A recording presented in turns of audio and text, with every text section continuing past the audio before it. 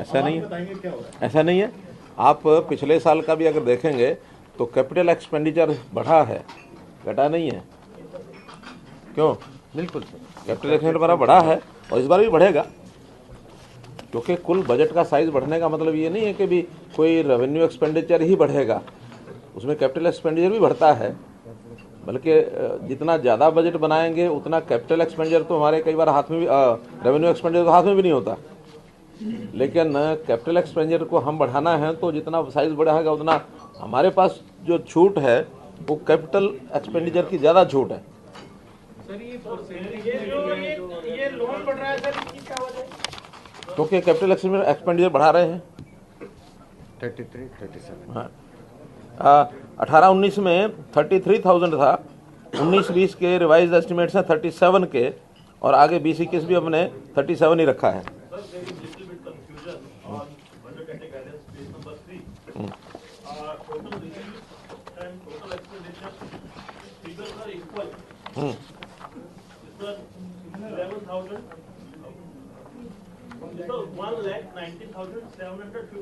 हाँ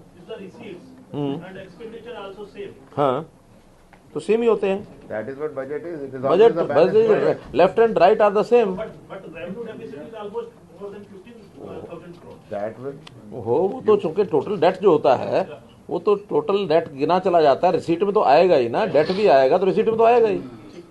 On a technical point, revenue deficit is revenue minus revenue expenditure. Right? Fiscal deficit is revenue minus revenue plus capital expenditure. Sir इसमें जो अभी payment और ब्याज में करीब 28.61 जा है, लगातार बढ़ रहा है। ब्याज बढ़ रहा है, जो देनदारियां हैं मतलब ब्याज का और नहीं वो तो जैसे जैसे देखिए ये जो ब्याज होता है जो पिछली रकम होती है, जो पहले से डेट लिए होते हैं वो होता है, और वो डेट हर बार जब बढ़ता है अपनी लिमिट के अंतर्गत तो डेट हम बढ़ाते ही हैं। हमारी लिमिट 2 लिमिट्स हैं, एक ऋण की लिमिट होती है क्या हमारे जो जीडीपी एक तो जीएसडीपी का 25%. एनुअल जीडीपी के अंदर 3% होना चाहिए एनुअल डेट। एनुअल 3% होना चाहिए, और जो टोटल जो है जीएसडीपी का 25% से नीचे होना चाहिए, और हमारा कभी भी 25% से ऊपर कभी नहीं गया है। अगर आप इसमें ग्राफ देखेंगे,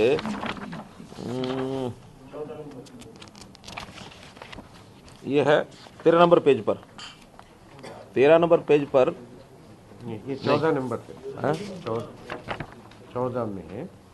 हाँ 14 पर जो ये एक state debt liability within 25%, ये है, ये स्टेट ये परसेंटेज का है। ये पेज नंबर 13 ना, वही तो मैं कह रहा हूँ, स्टेट मैंने 13 नंबर पेज कहा है, state debt liability within the 25% limit prescribed by the 14th finance commission, जो 15-16 में ये 20.53 था विद उदय, क्योंकि अब तो विद उदय ही गिनेंगे, विदाउट उदय का तो समय निकल गया क्योंकि सारा उदय इसमें कंज्यूम हो गया है। तो 20.53, 22.19, फिर 21.51, 21.36, 21.26, और अभी हमारा जो है 20-21 का एक्सपेक्टेड जो है 21.14। इसमें सर एक सप्लीमेंट्री स्टेट डेट से ही है, जब आपने टेक ओवर किया था ऑलमोस्ट 70,000 करोड़ था। पहली बात है कि इसको पहली बात तो इसको 70 मत की नहीं है, वो जो 27,000 जो उदय के नाते से हमने इधर ट्रांसफर किया है तो इट विल बिकम 98, लगभग 1 लाख। तो 1 लाख का जो 14-15 का 1 लाख और 20-21 का 2 लाख, ये मान लीजिए आप। नहीं आपने 84,000 नहीं 84,000, but the point is that the liabilities in 2014 got deferred to 2015-16 because they were taken over. मेरा सर सिंपल सा क्वेश्चन है, अपोजिशन यही कहती है जब 30 आपने लिया ऑलमोस्ट 3 टाइम्स 2.5 टाइम्स या 3 टाइम्स बढ़ गया। आप अगर देखें नहीं 98,000 भाई, आप देखिए ना 15, नहीं देखिए तो आप इसकी फिगर देखिए पहले, जो आप फिगर कह रहे हैं ना 71, ये 14-15 की है, इसमें अगर हम 27,000 जोड़ दें तो यही हो जाएगी 98, क्योंकि आगे चल कर तो वो जुड़ रहा है ना सारा। तो इस 98 के हिसाब से इसको कैलकुलेट करें, वो फिर 15-16 में 98 का हो गया 1,01,000 98 में, यानी 15-16 में, 16-17 में हो गया 1,24, 17-18 में हो गया 1,39, 18-19 हो गया 1,56 और 19-20 में हो गया 1,76, जो अभी हुआ 1,98,700। नहीं विदाउट उदय तो गिनना ही नहीं अब तो उदय उसके अंदर शामिल करके चलो। मेरा सर क्वेश्चन ये इतना अगर स्टेट पे डेट बढ़ रहा है, एफआरबीएम लिमिट के अंदर है, पर फिर भी डेट बड़ा तेजी से बढ़ रहा है। बड़ा नहीं, तेजी से नहीं बढ़ेगा। देखिए डेट जो होता है ना, उसको कभी भी एब्सोल्यूट वैल्यू में नहीं देखना चाहिए। That should be taken always in comparative value. Comparison में हम कितने परसेंट आगे बढ़ रहे हैं, तो जितने परसेंट अब आगे बढ़ रहे हैं परसेंटेज उस हिसाब से चलेगी। मानो कल को 10 साल बाद ये कितना हो जाएगा, बहुत लाख करोड़ हो जाएगा। अब चूंकि हमारा जो जीएसडीपी 2014-15 में कितना था, 2014-15 में अराउंड 4 लाख करोड़, 4 लाख रुपए करोड़ था। आज कितना है, आज 8,31,000 करोड़, 8,31,000 है। तो उस हिसाब से तो बढ़ेगा, डबल हो। 25% 4 लाख का बनेगा 1 लाख, और 8.5 लाख का कितना बनेगा। वो तो नियम तो ठीक है, लेकिन क्या हमें ये जरूरी बराबर है 25% करने नहीं, अगर प्रदेश को आगे बढ़ाना है तो लेना ही चाहिए। तो पॉइंट से दिखना है, बाकी तो लेने पे तो नियम में है तो और ले सकते हैं। ले सकते हैं। नहीं इस बार तो यही लेंगे, अगले साल और लेंगे। इस बजट में तो 20-21 में यही लेंगे, ये तो आंकड़ा आ ही गया। लेकिन 21-22 में कल को ये 2 लाख की बजाय 2.25 लग जाएगा। तो इसमें एक just to complete that question, एक कुछ additional information for your, definitely debt has increase, वो फिगर्स हमने ट्रांसपेरेंटली दिखाया। बट एज सीएम साहब ने कहा, to sustain the growth, after all जब 4 लाख जीडीपी 8 लाख हो गया, to sustain that growth we need to invest more. वो पूंजी निवेश ही, कैपिटल एक्सपेंडिचर ही ग्रोथ को सस्टेन करेगी, वही जनरेट करेगी जीडीपी। तो कैपिटल एक्सपेंडिचर जो 12,000 था, अब now it has become 37,000, so more than 3 times cash. So if we don't borrow, we cannot invest in capital. If we don't invest in capital, ये GDP growth नहीं आएगी। अब एक minute, let me just complete 2-3 things. प्रति व्यक्ति आए कहाँ से, it has increase to 2,61,000 crore rupees, which is almost double from the national figure. We have given that also. So प्रति व्यक्ति आय कैसे बढ़ा, ओनली बिकॉज जीडीपी बढ़ा। और जीडीपी कैसे बढ़ा, only because we are investing in capital expenditure. तो जैसा सीएम साहब ने कहा, deficit financing is not bad as long as it maintains fiscal prudence. Fiscal prudence क्या है, that we are remaining within 3%, and in fact there is a cushion 2.73%. One more आंकड़ा I want to give you. Earlier the practice of taking debt was always for 10 years. Most debt was taken on coupon rate of 9%, 10% for a 10-year tenor. We have started taking a 30-year tenor. तो पहले जहां हमें 9%, 10% में ब्याज पे मिलता था, अब फर्स्ट टाइम वी गॉट 6.96 ब्याज this time, because of the reforms we are making. In fact, agar investors will not have that confidence in us to take at 6.96, other states are still getting at 8%. That is second point. Third point, पुराना date को नया interest में हम बेच रहे हैं, old date को cell करके 10 ईयर डेट को 30 ईयर्स में कन्वर्ट कर रहे हैं, ताकि एक तो भार कम हो जाए। That is why the honourable CM and finance minister is hopeful that our debt will show a decreasing trend. Another point, we also have to service old debt. Last 5 years में we paid 92,000 crores only to service old debt. So obviously ये turn around लाने के लिए it takes time. एक तो old liabilities हमने differ किया, 14-15 के बजाय 15-16 में लिया। एक तो पुराना डेट को 92,000 सर्विस किया, एक तो जीडीपी को फ्यूएल किया। जीडीपी इस तरह ग्रोथ नहीं आती अगर हम कैपिटल एसेट्स नहीं बनाते, उसके लिए बोरोइंग किया। But we are leaving a cushion, अभी भी 2.73% है, जब 3% तक ले सकते थे। And for your information, just now government of India is return to us allowing us to go above 3%. Yes, and we have received that communication, but the finance minister has chosen not to avail that option because of the stress, financial stress on various states. In fact, as finance minister, the Chief Minister attended the Union Finance Minister's pre-budget consultation. There, several finance ministers of various states ने ये उठाया that many states are facing financial stress, and because of this, FRBM limits में relaxation होना चाहिए. Example: West Bengal, Kerala, particularly the finance ministers raised this issue. The union government has now relaxed that limit and has allowed the states to borrow more than 3%.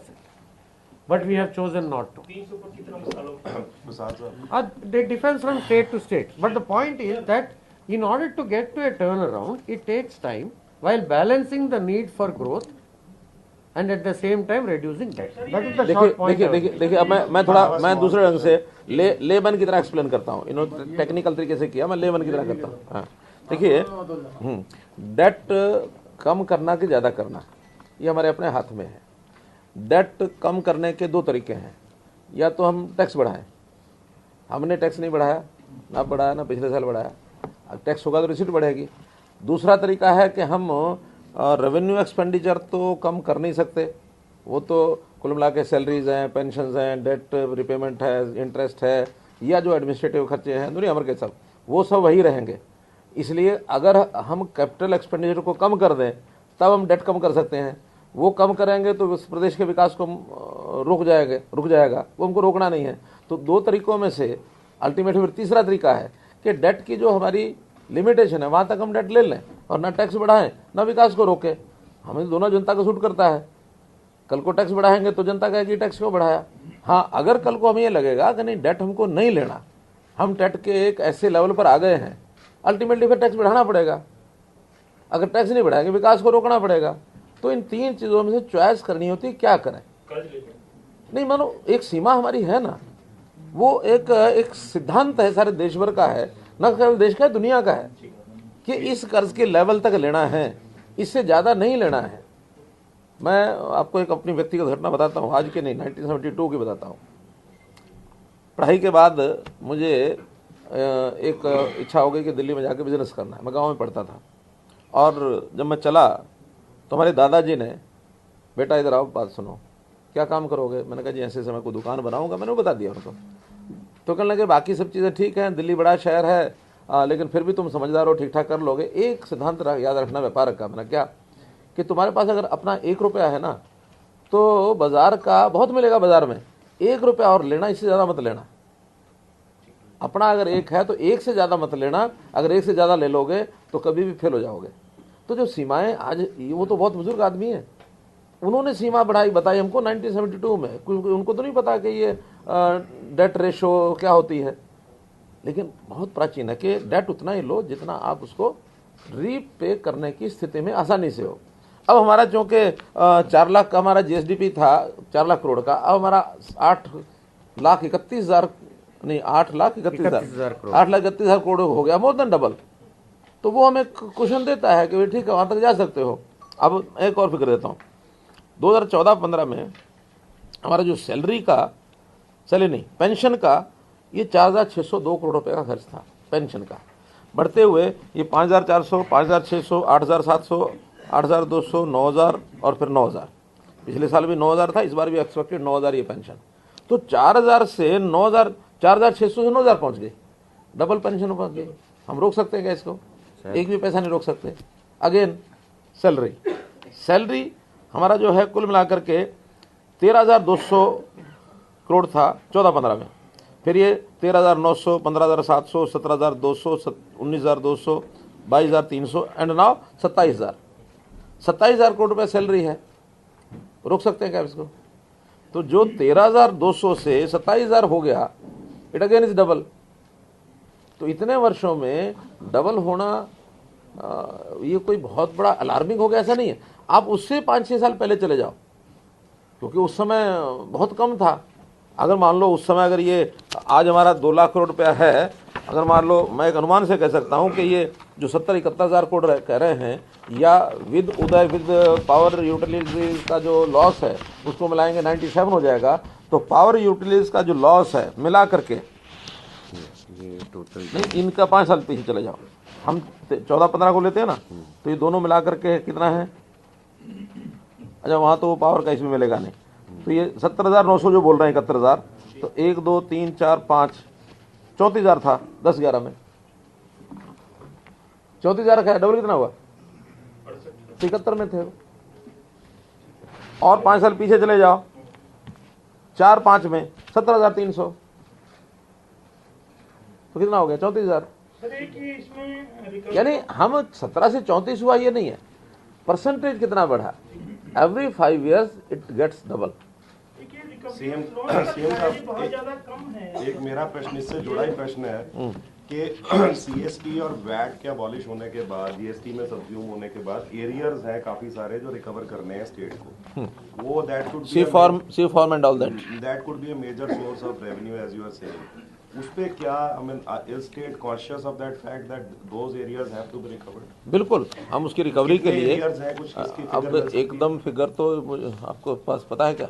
नहीं, अभी नहीं है, बाद में देंगे। लेकिन उसमें क्या है कि कुछ तो लिटिगेशन टाइप है, कुछ सी फॉर्म जो है वो अटके हुए हैं उन लोगों के, क्योंकि उनको नहीं मिल रहा है तो आगे नहीं दे रहे हैं। तो हम उसके लिए सी फॉर्म के लिए तो स्कीम ला रहे हैं, उस स्कीम के अंतर्गत वो भी कहते हैं हमारे से पैसा ले लो और सी फॉर्म की जान छोड़ो।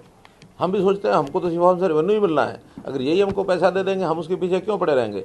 तो इसलिए सी फॉर्म की एक बड़ी योजना ला रहे हैं ताकि उतना पैसा लेकर के सी फॉर्म का, और मानो कोई वन टाइम सेटलमेंट स्कीम भी करनी पड़ेगी तो हम करेंगे, क्योंकि झगड़े लिटिगेशन को ख़त्म करना it always in the interest of the state and the public.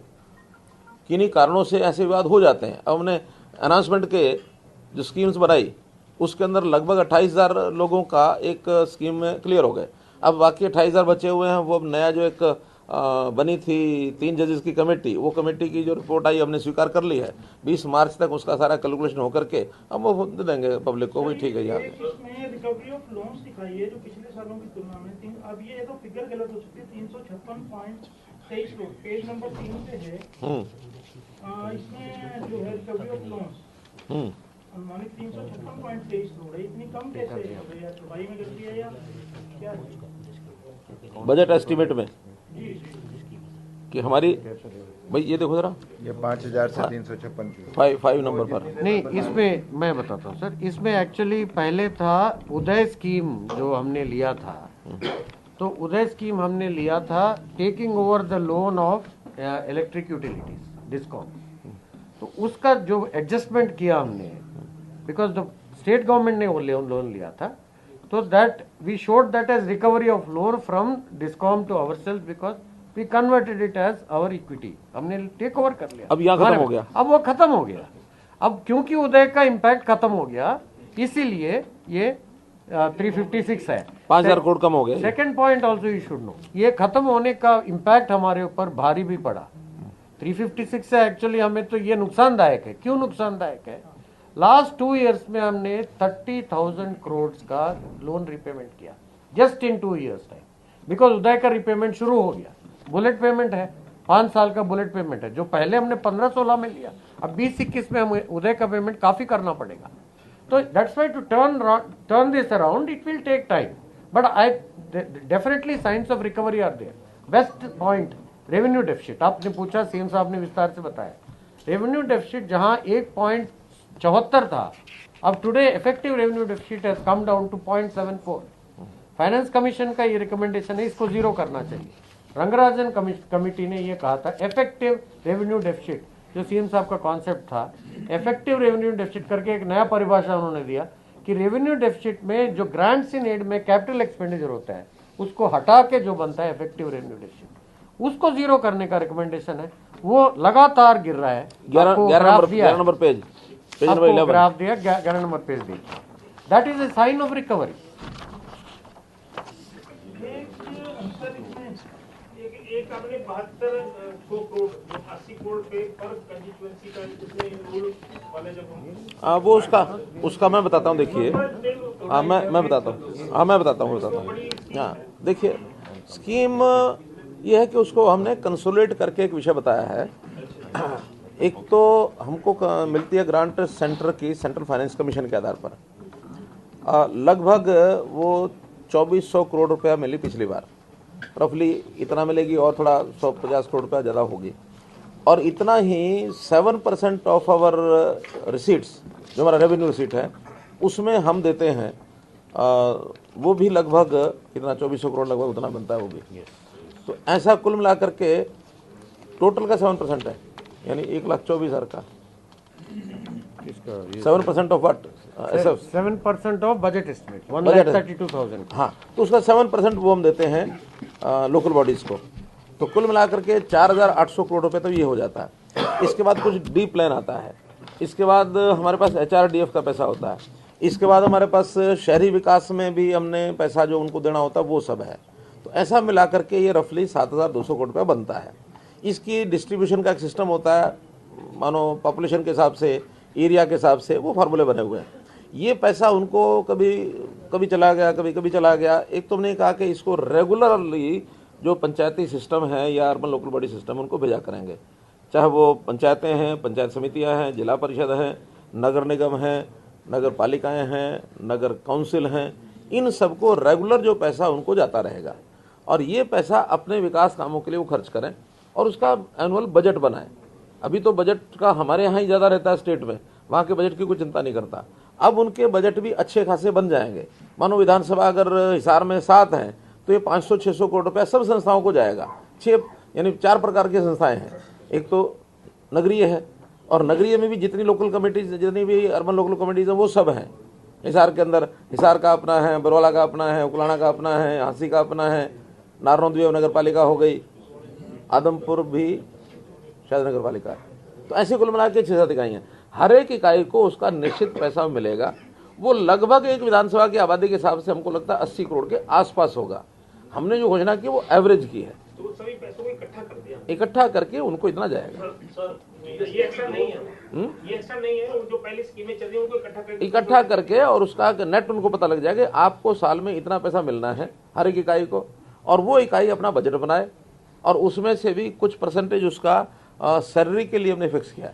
कितना तो सैलरी को ही देना उनको, मानो सफाई कर्मचारी की सैलरी या मानो चौकीदार की सैलरी या पंप ऑपरेटर की सैलरी। यानी धीरे धीरे हम स्थानीय निकाय समितियों को उनको एक दे रहे हैं, क्या उसको बोलते हैं, ऑटोनॉमी, स्वायत्ता, और इकट्ठा करने के लिए भी उनको स्कोप बना रहे हैं। उनको मैंने एजेंडा बताया कि वो क्या क्या संविधान के हिसाब से किस किस चीज़ पर टैक्स कर सकते हैं। अब एकदम खुली छूट नहीं दी है, हम यहाँ से एक मिनिमम स्लैब और एक मैक्सिमम स्लैब ये तय करेंगे कि आप इसके नीचे नहीं ले सकते अगर लेना है और इससे ऊपर नहीं ले सकते। तो इन बिटवीन जो वहाँ के पार्षद या वहाँ के जो पंच सरपंच हैं वो बैठ के जो तय करेंगे, आपस में पास करेंगे, वो ले सकते हैं। और हम तो कुछ स्कीमों में ऐसा भी कर रहे हैं कि जहाँ अच्छी रिकवरी करेंगे, ऐसी अच्छी रिकवरी करने वालों को शुरू में कुछ उनको स्मार्ट, जैसे सिटी का कंसेप्ट है, इस कंसेप्ट के आधार के ऊपर उनको कुछ देंगे, मैचिंग देंगे। अपने शहर को बढ़िया बनाओ, अपने गांव को बढ़िया बनाओ। सीएम साहब, लेवीज तो लगेंगी। आज टैक्स नहीं लगा बजट में, लेकिन बाद में सेस हो, टैक्स हो, वो लगेगा। मधुमक्खी जैसे चूसती है और मधु बनाती है। मधुमक्खी जिस दिन चूसना बंद करेगी फूल को, उस दिन मधु नहीं बनेगा, उस दिन मधु नहीं बनेगा। मुझे सर 1 मिनट सर इसको आंसर करने दो। 1 मिनट मैं इस बात को आंसर करने, जस्ट 1 मिनट इसको कंप्लीट करने, इसको 1 मिनट बताने दो, इसको कंप्लीट करने। नहीं, इन्होंने जो पॉइंट उठाया, no let me explain on this particular issue of finance commission. Because central finance commission का भी ग्रांट्स आते हैं, स्टेट फाइनेंस कमीशन हमारे स्टेट ओन टैक्स रेवेन्यू से देता है। अब सेंट्रल फाइनेंस कमीशन से जो ग्रांट्स आता है वो स्टेट का परफॉर्मेंस से लिंक्ड है। कैसा है मैं 1 मिनट में बताऊंगा। 2014-15 में हमारा शेयर ऑफ ये यूनियन बजट से है, हमारे फिगर्स नहीं है। अभी जो यूनियन फाइनेंस मिनिस्टर ने बजट पेश किया उससे कोट कर रहा हूँ मैं। 14-15 में हमारा 3,548 था शेयर ऑफ सेंट्रल टैक्सेस, और बढ़ के 8,485 हो गया। इसमें पर्टिकुलरली स्टेट परफॉर्मेंस इसलिए निहित है बिकॉज स्टेट जीएसटी इसी में काउंट होता है after GST has been bought in around the same time in this period. Now if you look at our grants, 14-15 में ओनली 1,084 था, अब वो 2,364 हो गया। That means our absorptive capacity बढ़ गया। सो कुल मिलाकर total finance commission, central finance commission से जो ग्रांट है, where it stood only at 4,632 in 2014-15, पहले जो बताया दोनों को मिला के, हाँ, अब 10,850 हो गया। 2000 से 10,000 हो गया, which shows that one, it shows that we are able to perform. Two, because of this we can give money to local bodies without their having to tax. I am answering that point. Similarly, centrally sponsored schemes may be where we stood at only 3,000, we went up 1.5 times, 4,591. Last year से central devolution में, this is definitely a very happy note for us. 13.5% extra पैसा मिल रहा है हमें, purely based on performance. तो वो 3 घंटे से वित्त मंत्री के रूप में बोलते रहे सीएम साहब, उनको आगे भी जाना है 4 बजे की बैठक के लिए। एक सेकंड, सिर्फ 3 क्वेश्चन से आप बोल लीजिए। 3 मैं करता सर उनको बोलने नहीं देंगे। पहले बतौर फाइनेंस मिनिस्टर आप, क्योंकि मुख्यमंत्री भी हैं, इतने व्यस्त कार्यक्रम में आपने फाइनेंस बजट तैयार किया, तो टैक्स रहित बजट है। मेरा कहना यह है कि इसको ओवरऑल आप खुद कैसे देखते हैं? 136 योजनाएं जो आप कह रहे हैं हमने उनको मर्ज किया 46 में, क्या ओवरऑल विजन आपका क्या था और क्या आप कहेंगे पूरे बजट पे? देखिए, मुझे ऐसा लगता है कि कुछ चीज़ों की लीक पीटते हैं ना जिस विभाग, वैसे पीटते रहते हैं। मैंने सभी विभाग तो नहीं कह सकता, लेकिन 17-18 विभागों की मीटिंग्स मैंने ली और एक एक स्कीम को बारीकी से समझा। वहीं बैठे बैठे उनसे पूछा कि ये स्कीम कब शुरू हुई थी, अब इसका कोई उपयोग है क्या? नहीं है।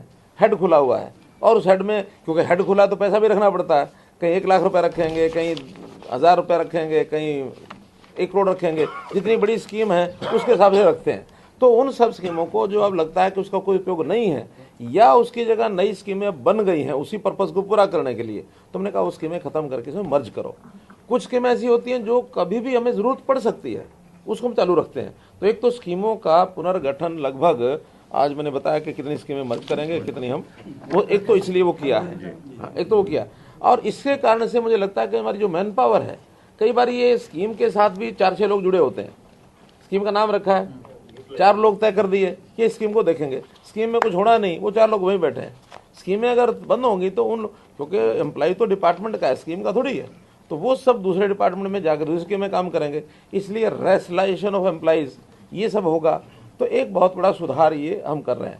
ऐसे ही अब एम्प्लॉइज़ का हमने लास्ट में पहले मैंने बताया था कि हम ट्रेनिंग का एक कार्यक्रम शुरू कर रहे हैं कि 3 लाख लोगों को, इनको मैंने तो सुझाव रखा था 2 साल, लेकिन जिस डिपार्टमेंट को हमने दिया, हिप्पा को, उन्होंने कहा कि नहीं 2 साल में ज़्यादा हो जाएगा, कम से कम 3 साल के राउंड में पूरा कर देंगे। तो 3 साल में हर एक एम्प्लॉय, किसी का 2 दिन का, किसी का 4 दिन का, किसी 7 दिन का रिफ्रेशर कोर्स ट्रेनिंग, आज की युग के हिसाब से भी, IT के हिसाब से भी ट्रेनिंग की ज़रूरत है, तो ट्रेनिंग करेंगे। एफिशिएंसी को बढ़ाना, और एफिशिएंसी को बढ़ा करके एक नई बात मैंने और भी कही है कि अब हम मूल्यांकन जो है हर एक चीज़ का, हर एक स्कीम का, कितना % पैसा खर्च हुआ ये नहीं होगा। पहले में ये करते रहे कि साल के अंत में कितने % पैसा खर्च हो गया, उसी को अपना प्रोग्रेस मान करके छुट्टी करते हैं। उन्होंने कहा नहीं, हर एक काम का उसका जो मूल्यांकन होगा उसकी परफॉर्मेंस से, उस काम के रिजल्ट क्या निकला, रिजल्ट ओरिएंटेड ऑडिट आउटकम उसका। आप पूछिए, मैं आऊंगा आप पूछिए। सर, बजट प्रेपरेशंस के लिए आपने 2 महीने पहले ही तैयारी शुरू कर दी थी और शायद ये राज्य के इतिहास में पहली बार ही हुआ है, जिसमें सभी स्टेक होल्डर्स शामिल हुए, आपने सबसे कंसल्टेशन की, उसमें विधायकों से भी कंसल्टेशन की, उसमें ऑपोजिशन के विधायक भी शामिल थे। लेकिन आज बजट समाप्त होने के जस्ट बाद ही लीडर ऑफ ऑपोजिशन ने कोई टिप्पणी की, उसको लेके सर आपकी क्या प्रतिक्रिया? देखिए, अब विपक्ष का काम होता है इस प्रकार की आलोचना करना, टिप्पणी करना, और वो नहीं कहना, विपक्ष कौन कहेगा। ये तो ठीक है, विपक्ष हमारे साथ तो नहीं आ सकता, ठीक है ना, हमारे साथ मिल तो नहीं सकता, लेकिन हम ये ज़रूर कहेंगे कि भाई वो कुल मिला करके हमारे साथ, मतलब इस प्रकार के मजाक में ना ले जाएं जिसकी कोई नेगेटिव चर्चा और वो आलोचना करने में कोई दिक्कत नहीं, लेकिन सीमा तक उसका मामला होता है। अब मैं ये कहूँ कि भाई उनको तो हमेशा जो अपने समय में दिखता था, वो जो क्या कहते हैं कि कौन से अंधे को, सावन के अंधे को क्या दिखता, उनको अपने तरीके से दिखता है। कुल मिलाकर हमने 3 दिन में, जो विधायकों की बात मैं करता हूँ, तो वैसे तो कोई 300 के आसपास सुझाव आए हैं, लेकिन वो सारे बजट को लेकर नहीं थे। बजट को लेकर के भी होंगे तो उसमें से कम 200 सुझाव ज़रूर होंगे, और उसमें से हमने कोई 70% सुझाव और विधायकों की भी मैं संख्या बताऊं तो आज मैं गिन रहा था, मैं तो एक ही विधायक ने कौन कौन सुझाव दिया हुआ, मेरे पास एक रिपोर्ट है बनी हुई, उसके अंदर कोई 52 विधायकों के इसके साथ जुड़े हुए सुझाव थे बजट के साथ। वो काफ़ी होंगे, क्योंकि मैं विपक्ष और पक्ष का बहुत ज़्यादा इसमें अंतर रखता नहीं हूँ, विधायक विधायक है। हाँ, इतना है कि हमने मंत्रियों से सुझाव उसमें नहीं मांगे, वो अलग से थे, कैबिनेट की मीटिंग हमारी अनौपचारिक हुई उसमें लिए, तो ये 74 संख्या बचती है मंत्रियों को। और LOP से भी हमने कहा कि भी आप भी चुप रहना, उस समय चुप रहे थे, बाद में कुछ 6-7 आए भी नहीं थे। तो ऐसे कुल मिलाकर के 68 जो लोग थे उसमें से 52 ऐसे थे जिनके सुझाव और इसमें शामिल किए। 70%। अंतिम सवाल आप पूछिए। एक सेकंड आप पे अंतिम। मेरा तो एक छोटा सा सवाल था, जो आपने आपकी बहुत महत्वाकांक्षी योजना थी, गौ संवर्धन गौ संरक्षण, तो बेसहारा लोगों के लिए 50 करोड़ बजट का रखा गया, तो एक जिले में करीब 2 करोड़ या उससे कुछ ज्यादा था, तो आपको लगता है कि इससे ये पूरा हो जाएगा, जो जरूरत नहीं है तो और बढ़ाया जा सकता है? नहीं, देखिए अभी तो उस पर हम काम कर रहे हैं। काम करने के बाद एक उसमें कंडीशन ये लगाई है कि हम ये गौशालाओं को आग्रह भी करेंगे, परस्यू भी करेंगे कि वो सब जितना उनके पास टोटल पशुधन है 1/3 जो है, मानो ये जो पशुधन है बेसहारा, इनको अपने यहाँ रख करके उनके साथ उनकी सेवा करें, उनको जो व्यवस्था खर्चा करें उसको हम अनुदान देंगे। जो इसको रखने के लिए मानो नहीं तैयार होगा तो वो अपने सोर्सेज से जैसा चलाया वैसा चलाएगा। हाँ, उनके पास वो कह सकते हैं हमारे पास जगह की कमी है, तो जगह जो है गांव में गोचरान की भूमि, वो अपना एक सिस्टम बनाया है ग्राम विकास विभाग ने, वो जमीन उनको दी जा सकती है। तो अल्टीमेटली एक बहुत बड़ा काम ये बेसहारा पशुओं का इस 50 करोड़ में हो जाएगा। फिर भी अगर कमी रहेगी तो जो रिवाइज्ड एस्टिमेट्स आते हैं उसमें विचार करेंगे। सर आपकी एक सेकंड आपका लास्ट सवाल है सर, आपकी इजाजत से इनका लास्ट सवाल, मैं एक सेकंड इनका लास्ट सवाल पूछने से पहले मैं 2 डाउट क्लियर कर देता हूँ। इसके बाद सीएम साहब चले जाएंगे आपके सवाल के बाद। किन्हीं को और कुछ विशाल से पूछना हो तो फाइनेंस सेक्रेटरी यहाँ पे हैं, अधिकारी हैं, कुछ डाउट क्लियर करना हो मैं तो कर सकते हैं। एक बात मैं पहले बता दूं इनके सवाल से पहले। देखिए, हमने कुछ विषयों पर फोकस किया है, जैसे शिक्षा है, स्वास्थ्य है, सुरक्षा है। मैंने 4 विषय बताए, शिक्षा, स्वास्थ्य, सुरक्षा और स्वावलंबन। ये आज नहीं कह रहा, अपने सब भाषणों में मैंने कहा है। तो इसको इस बार यानी प्राथमिकता देने के लिए मैं कह सकता हूँ कि जैसे शिक्षा के ऊपर 31.7%, ये जो पिछला हमारा एस्टिमेट था, रिवाइज्ड एस्टिमेट, उसमें इस बजट एस्टिमेट में हमने 31.7% की वृद्धि की है। इसी प्रकार स्वास्थ्य में, हेल्थ में ये है 23.17%, जो इस प्रकार की इतनी वृद्धि कभी भी इन विभागों में नहीं हुई है। और जो जिसको कहना चाहिए सुरक्षा में सामाजिक सुरक्षा भी आती है, मुख्य रूप से सामाजिक सुरक्षा पर ही हमारा सारा ज़्यादा ध्यान है। तो उस पर भी 37% का हमने इसमें एम्पावरमेंट ऑफ WCD, वेलफेयर है, CBC, सोशल जो सिक्योरिटी की, वो सब बातें रखी हमने। और स्वावलंबन इस नाते से, जिसे मानो खेती भी आती है, जिसे मानो बेरोजगारी को कैसे खत्म करना वो भी आता है, इंडस्ट्री के अंदर कैसे उसको बढ़ाना है वो भी, ये सब स्वावलंबन में आते हैं। तो इसके लिए भी जैसे मानो मैं केवल खेती को करता हूँ तो 36.73% खेती पर हमने रखा है। और इसी प्रकार से अलग अलग विभागों के कुछ अलग से भी हैं। तो इसको ध्यान दिया गया कि पब्लिक जो है वो अपने आप में किस प्रकार से सेवाओं के माध्यम से सुखी हो। बाकी डेवलपमेंट के कामों से जितना पहले है वो तो होगा ही, उसमें भी कोई कमी नहीं है, लेकिन मुख्य रूप से इन विभागों पर हमने। एक सेकंड, आपका सवाल पूछने से पहले मैं फिर क्लियर करना चाहता हूँ। 2 शब्द प्रयोग किए गए हैं, तो देश के हित में, हम आम नागरिक के हित में। डेट ट्रैप आपने बोला, जैसे मुख्यमंत्री जी ने बड़ा स्पष्ट कर दिया कि 25% तक की तो लिमिट है ना, उसमें अगर कोई डेट, आपको मालूम है कोई विकसित देश नहीं है, अमेरिका का पता है आपको डेट कितना है, 300% ऑफ GDP। जापान का पता है 280% ऑफ द GDP। चाइना का मालूम है कितना है। तो वो डेट ट्रैप आता है जब आप वहां पहुंचते हैं। 25% ऑफ नहीं, डेट ट्रैप मत कहिएगा। एक सेकेंड। और दूसरा, आप सवाल पूछ रहे हैं, आपके मुंह से ही निकल गया कि GDP की ग्रोथ कम हो गई हरियाणा में। हरियाणा की GDP ग्रोथ पिछले 5 साल में देश में सबसे ज्यादा है, नेशनल एवरेज से ज्यादा। अब आप सवाल पूछिए। जो GDP की ग्रोथ रेट है that is flat for the few year, तो इसका कारण क्या मानते हैं आप? जैसे आपके 2018-19 में 7.5 थे, 1920 में 7.5 हुए, 17-18 में 8.2 थी, 16-17 में 10.5 थी। तो देखिए ऐसा होता है। देखिए एक सिद्धांत समझ लीजिए, कभी भी जो ग्रोथ होती है परसेंटेज इज, सामान्यतः परसेंटेज होती है ना, वो परसेंटेज एक स्टेबल रहती है। हमेशा कोई चीज़ बढ़ती है तो एब्सोल्यूट वैल्यू में बढ़ती है। परसेंटेज कोई चीज़ है भाई, हर बार मानो 5% बढ़ रहे हैं तो बढ़ ही रहे हैं ना, कोई उसके बाद कमी आई ऐसा नहीं है। 5% पिछला बढ़ा तो इस बार फिर 5 बढ़े हैं, अगली बार फिर 5 बढ़े हैं। अब 5 से 6 बढ़ जाएंगे तो कहीं ना कहीं उसमें कोई स्पेशल एफर्ट होगा तब होगा, वरना जो सामान्य एफर्ट है ये परसेंटेज का ग्रोथ और परसेंटेज का जो इंक्रीज होता है ये स्टेबल होता है। स्टेबल में से एबनॉर्मल तब होता है बहुत ज़्यादा बढ़ जाए, बहुत ज़्यादा घट जाए। आखिर हम तो ये मान के चलते हैं कि नेशनल एवरेज से हम हमेशा ऊपर रहे। आज नेशनल क्या है 5%, नेशनल एवरेज 5% है, हम 7 पॉइंट समथिंग है। इसका मतलब कोई ना कोई 5 से भी कम है सारे देश में। अगर हम 7.7 हैं, कुछ प्रदेश ऐसे होंगे जो 5 से भी कम होंगे, क्योंकि हमारी ग्रोथ का मतलब है कहीं ना कहीं कमी आएगी। तो 100 है। धन्यवाद। तरक्की कभी ये नहीं पूछती कि आप कहां से आ रहे हो, बस ये पूछती है कि आप कहां जाना चाहते हो। तरक्की कभी ये नहीं पूछती कि आप कौन हो, बस ये पूछती है कि आप क्या बनना चाहते हो।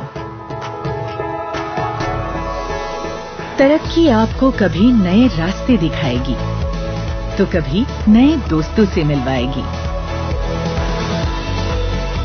बस आपको तय करनी है आपके तरक्की की रफ्तार, एक नई सोच और हर रोज कुछ बेहतर करने की प्रेरणा, अपने लिए और अपनों के लिए।